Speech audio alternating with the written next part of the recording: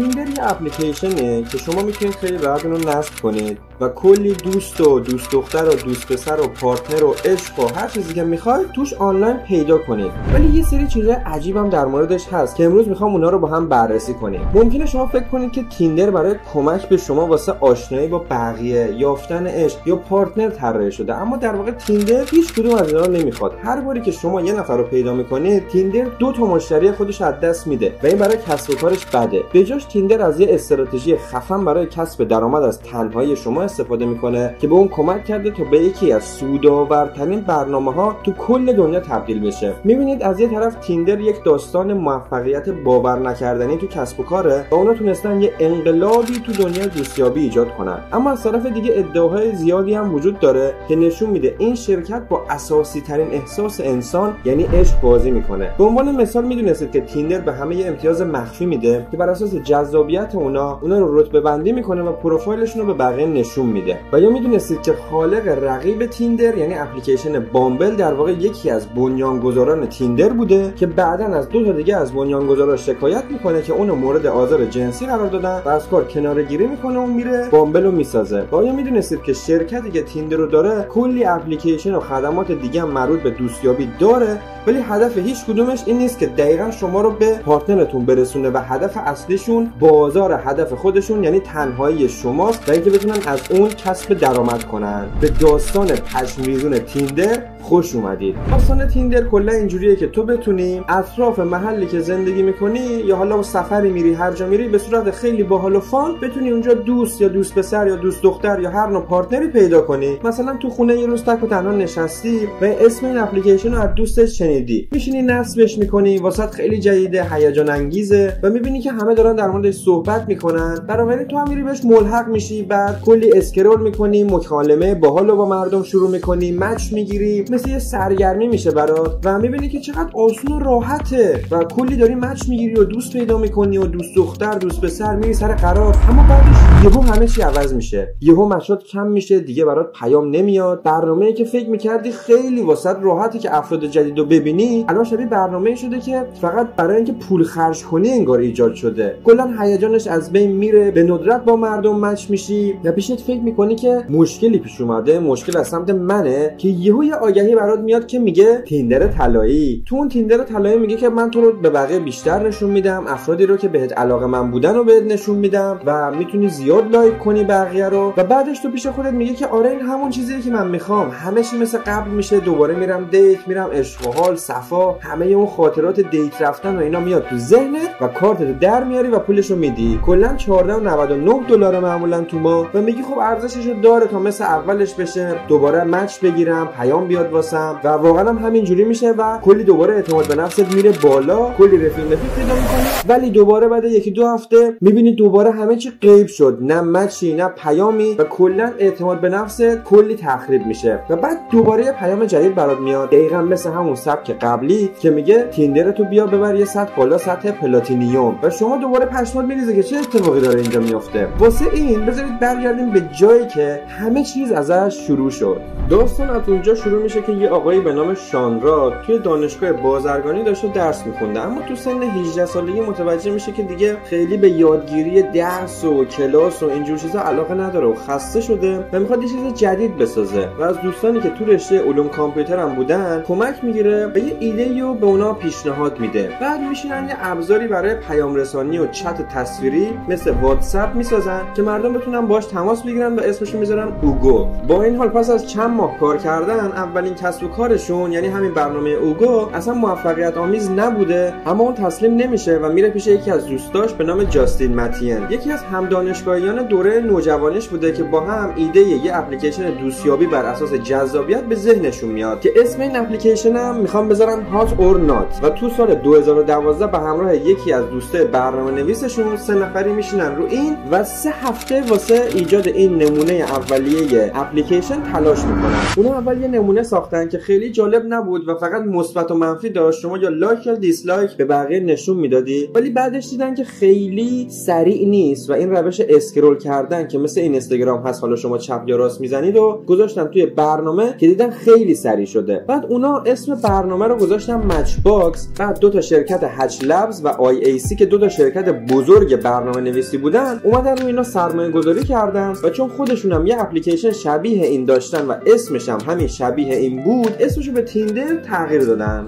این آقای جاستین اومد چیکار کرد؟ اومد برنامه خودش رو به بچه‌هایی که مثلا کول و باحال بودن تو دانشگاه معرفی کرد و کم کم تو محوطه‌های دانشگاه محبوب شد. اونجوری که مثلا تو ایران هم بچه‌ها رو هم کراش میزنن، بعد با هم ریل میزنن، همینجوری اونام رو هم کراش میزدن، خیلی راحت همدیگه رو پیدا می‌کردن، لایک و دیسلایک می‌دادن و با هم اوکی می‌شدن. اینجوری شد که خیلی تو دانشکده‌ها، بعد تو دانشگاه‌ها، بعد تو کل سطح شهر، بعد تو کل سطح کشور معروف شد و سرمایه‌گذارا و بنیانگذاراش داشتن حال می‌کردن. جور این داستان پخش شد که تو سال 2014 1 میلیارد اسکرول در روز تو این برنامه انجام می‌شده و کاربرا به صورت میانگین 1 ساعت و نیم از وقتشون رو تو این برنامه استفاده می‌کردن و داشتن بهش معتاد می‌شدن، دقیقاً مثل اینستاگرام. و بعدم به عنوان یکی از بهترین اپلیکیشن‌ها معرفی شد و بنیانگذاراش رفتن رو جلد اول مجله. البته وقتی معروف می‌شدن خب بدیایی هم داشته که خیلی نظر هیت و منفی بهشون زیاد میدادن و ازشون شکایت می‌کردن. مثلا خیلی‌ها گله می‌کردن که تیندر خیلی داره قرار و دیتو به صورت سطحی نشون میده و همه چی بر مبنای اون ظاهره و خیانت هم همینجوری زیاد میشه، چون خیلی راحت شما میتونید بر مبنای ظاهر افراد دیگه رو انتخاب کنید و در کل بحث و جدل در موردش خیلی زیاد بود. حالا بریم ببینیم که تو شرکت چه اتفاقایی افتاد. تو سال 2014 ویتنی ولف که یه خانومی بوده از اولین بنیانگذاران همین تیندر شکایت میکنه از یکی دیگه از بنیانگذارا که همون جاستین متین یا همون دوست پسر سابقش بوده و میگه که این برای من پیام‌های تهدیدآمیز و توهین‌آمیزی ارسال کرده و از نظر اینکه و علیهش در مورد آزار جنسی شکایت میکنه و همین باعث یه سری شایعه‌هایی میشه که فرهنگ تیندر کلا زن ستیزانه است و بنیانگذاراش خیلی دیدگاه خوبی به زنان ندارن و اون خانم هم بعد از شکایت از اون موقعیت مؤسس بودن خودش محروم شد و کلا این اتهامات باعث ایجاد شکاف بزرگی تو هیئت مدیره شرکت شد و کارکنان به دو سمت کشیده شدن که همین باعث نابودی کل شرکت میشد. در نهایت اونایی که شکایت کردن با اونایی که ازشون شکایت شده یه سری توافقای انجام دادن و $1 میلیون این وسط جابجا شد و گفتن که دیگه کلا این بحثو نکنیم و کلا جمعش کنیم. تو این پیچ و تاب ویتنی یعنی همون خانومی که یکی از بنیانگذارا بود و ترک کرد شرکتو، یه دونه اپلیکیشن جدید میاد میسازه به نام بامبل که الانم خیلی معروفه و دقیقاً همون سیستمی که تو تیندر بود میاد رو این پیاده میکنه و این دوتا رقیب همدیگه میشن و هی با هم رقابت میکنن و کلی هم شکایت و جنگ و دعوا بینشون بوده، جوری که تیندر میگفته شما اومدی از ما کپی کردی، باید ثبت حق اختراع بدی و یه سری از اسرار تجاری ما رو سرقت کردی و باید به ما پول بدی و این شکایت ها هی ادامه پیدا میکرد. اون میومد شکایت از نظر آزار جنسی میکرد، اینم میومد در مورد کپی برداریش ازش شکایت میکرد. ولی در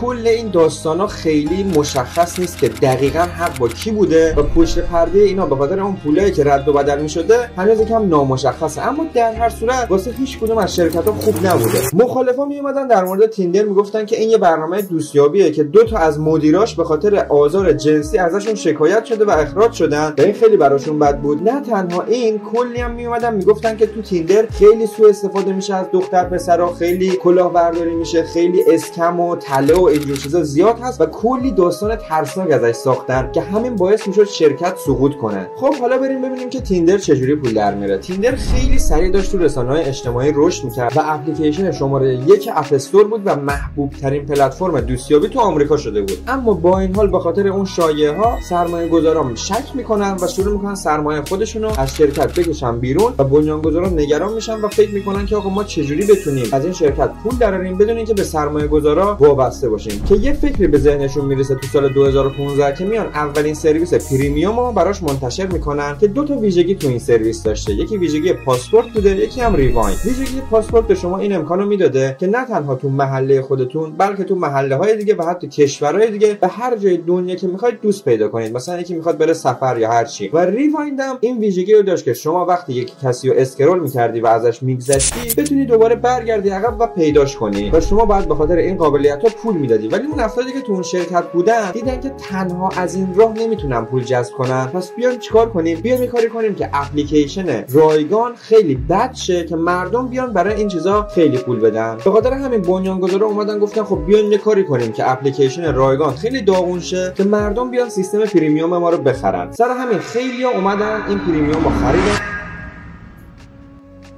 اگه منصفانه نگاه کنیم اونا هم باید یه جوری پول در بیارن، ولی خب مشکل اینه این فقط یکی از برنامه‌هاشون برای پول در آوردن بود. تیندر باید به یه سری سوالات حقوقی هم جواب پس میداد. مثلا اینکه قیمت سابسکریپشن تیندر برای زیر 28 سال $10 بود ولی برای بالای 28 سال $20 بود که وقتی این موضوع آشکار شد تیندر مجبور شد توی کالیفرنیا آمریکا میلیون‌ها دلار خسارت به خاطر این تفاوت قیمت برای سن‌های مختلف بده. تو جاهای دیگه هم که ازش شکایت نشده بود تیندر به این اختلاف قیمت ادامه داد بر اساس سن‌های مختلف و تیندر طبق تحقیقاتش فهمید که افراد بالای 30 سال حدوداً $35 پرداخت میکنن برای این سابسکریپشن، ولی خانم‌های زیر 30 سال حدود $7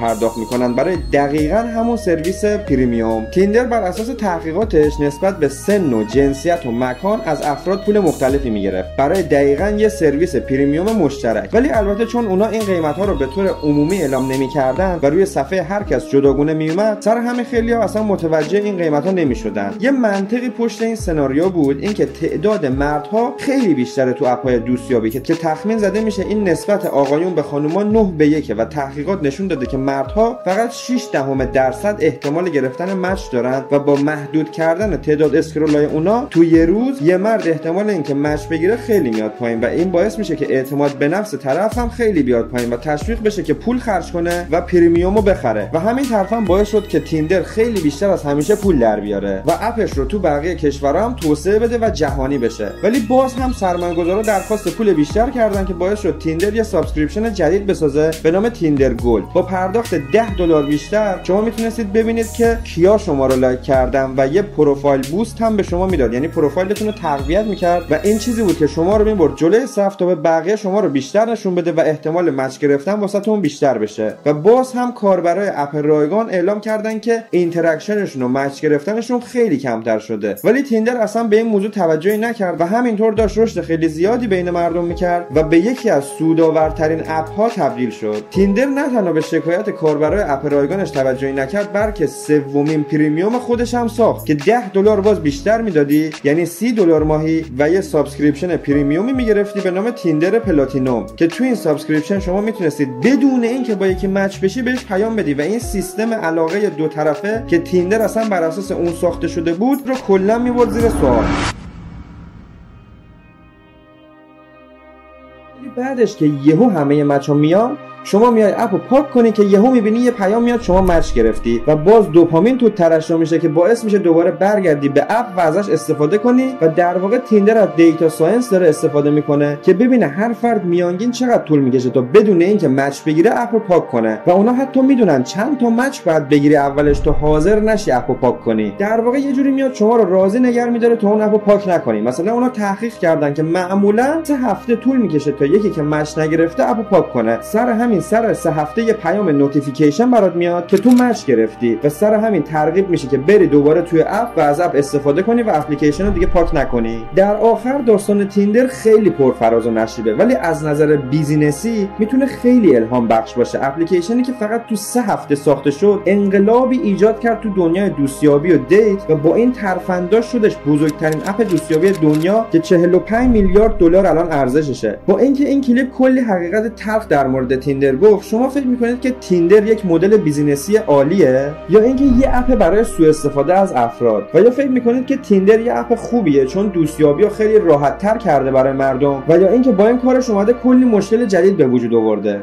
ولی اینجا یه چیز کاملا مشخصه، به لطف تیندر دیگه دیت رفتن اصلا مثل همیشه نیست و نمیشه. حالا ما دیدیم که چجوری تیندر پول در میاره، اما اگه میخواید بدونید که افراد مختلف تو سطح‌های مختلف ثروت چیکارا میتونن بکنن، این ویدیویی که رو صفحه هست رو حتما چک کنید و سابسکرایب هم یادتون نره و دمتون گرم که تا آخر این ویدیو با من همراه بودید. خدا نگهدار.